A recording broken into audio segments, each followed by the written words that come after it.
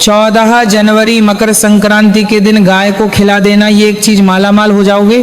राधे राधे भक्तों, 14 जनवरी आ रही है, क्या आप तैयार हैं? या हर साल की तरह इस बार भी आप अपनी किस्मत बदलने का सबसे बड़ा मौका हाथ से जाने देंगे? सावधान हो जाइए। ज्योतिष शास्त्र की गणना कहती है कि पूरे 752 वर्षों के बाद इस मकर संक्रांति पर ग्रहों का एक ऐसा महासंयोग बन रहा है जो शायद हमारे जीवन काल में दोबारा कभी नहीं आएगा। ये वो दिन है जब सूर्य देवता खुद आपके घर के दरवाजे पर दस्तक देंगे। लेकिन याद रखिए, ये दिन सिर्फ खिचड़ी खाने या पतंग उड़ाने का नहीं है। हमारे शास्त्रों में लिखा है कि इस दिन की गई एक छोटी सी गलती आपके पूरे साल की कमाई पर पानी फेर सकती है।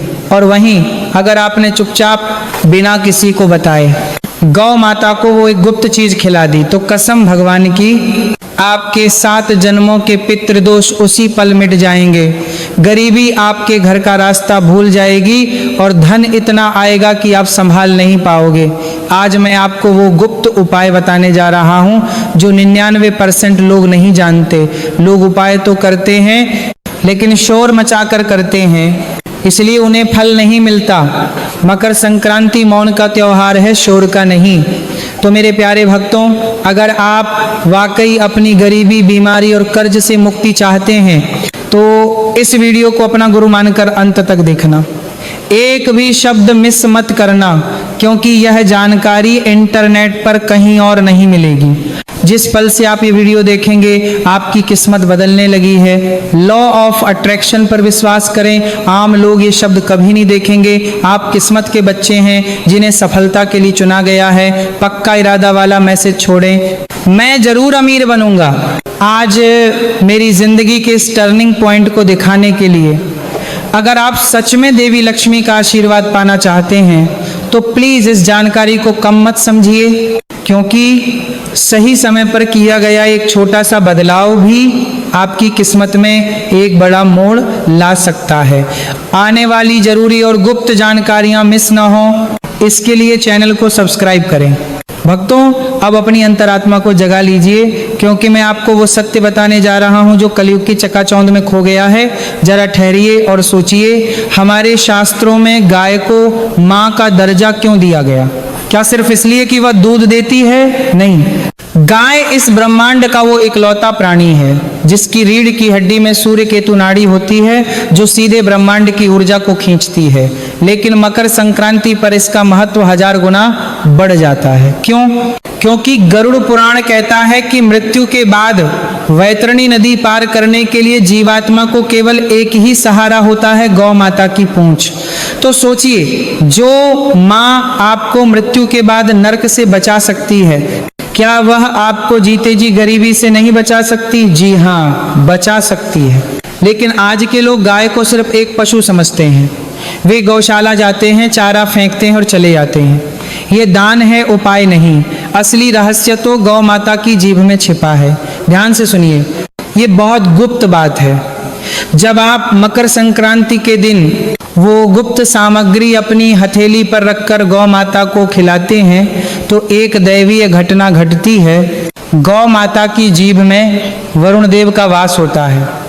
जैसे ही उनकी खुरदरी जीभ आपकी हथेली की रेखाओं को चाटती है, स्पर्श करती है, जो हमारा उसी क्षण आपकी किस्मत की वो उलझी हुई लकीरें जो आपको सालों से दरिद्र बनाए हुए थी, वो सुलझने लगती हैं। वह स्पर्श साधारण नहीं है, वह इस बात का प्रमाण है कि साक्षात 33 कोटि देवी देवताओं ने आपके कष्टों को, आपके पितृदोष को और आपके घर की बीमारी को चाट कर अपने भीतर समा लिया है। गाय विष पीती है और अमृत देती है।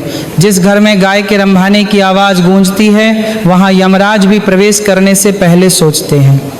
इसलिए याद रखिए, ये उपाय केवल धन पाने का नहीं है, ये उपाय जीवन में स्थिरता, स्टेबिलिटी लाने का है। पैसा तो बहुत लोग कमाते हैं, लेकिन टिकता उसी के पास है जिस पर गौ माता की छाया होती है।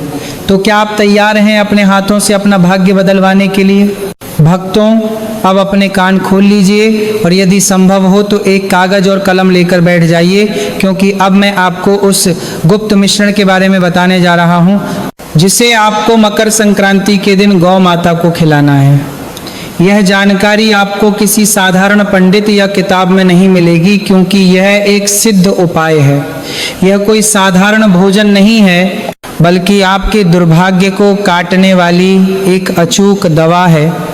ये देखने में बहुत साधारण लगती है और इसीलिए अक्सर लोग इसे हल्के में लेने की गलती कर बैठते हैं, लेकिन याद रखिए इसकी असली शक्ति इसके सही संयोजन और आपकी श्रद्धा में छिपी है।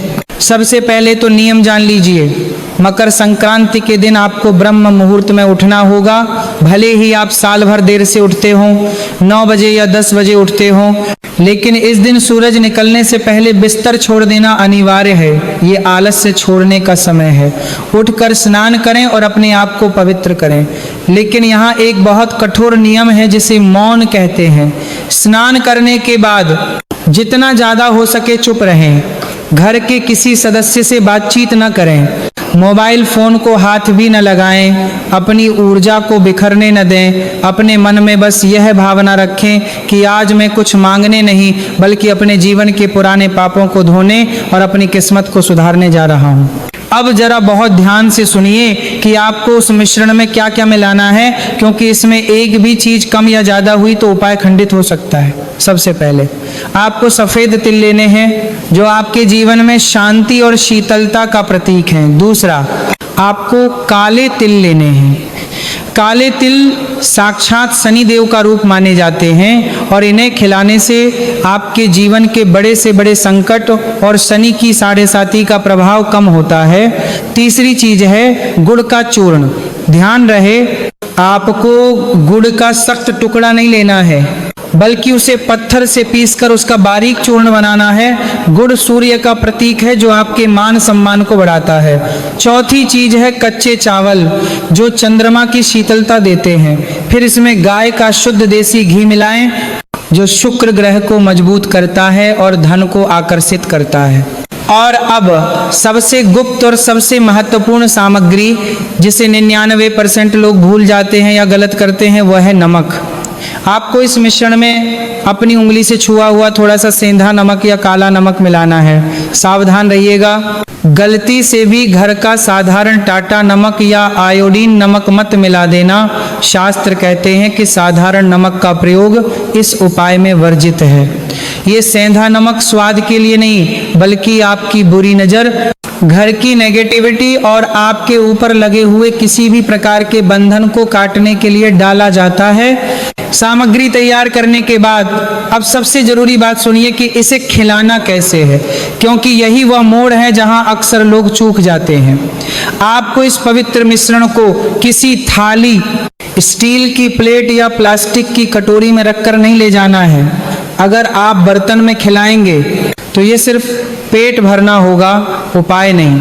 आपको इसे अपने सीधे हाथ यानी राइट हैंड की हथेली पर रखना है। अपनी हथेली को ही थाली बनाना है। चुपचाप, बिना किसी को बताए, बिना शोर मचाए गौ माता के पास जाएं। जब आप उनके सामने खड़े हों तो कोई मंत्र नहीं बोलना है, कोई नाम नहीं लेना है और न ही कोई इच्छा मांगनी है। अपने मन को बिल्कुल खाली और शांत रखें। बस मन में यह भाव रखें कि हे माँ, मैं अज्ञानी हूँ, जो होगा सही होगा और जो आप मेरे लिए करेंगी उसी में मेरी खुशी है। फिर अपनी हथेली आगे बढ़ाएं और अगर गौ माता अपनी खुरदरी जीभ से आपकी हथेली को स्पर्श कर लेती हैं, उस मिश्रण को चाट लेती हैं, तो समझ जाना भक्तों कि आपका संदेश ब्रह्मांड तक पहुंच गया है। उस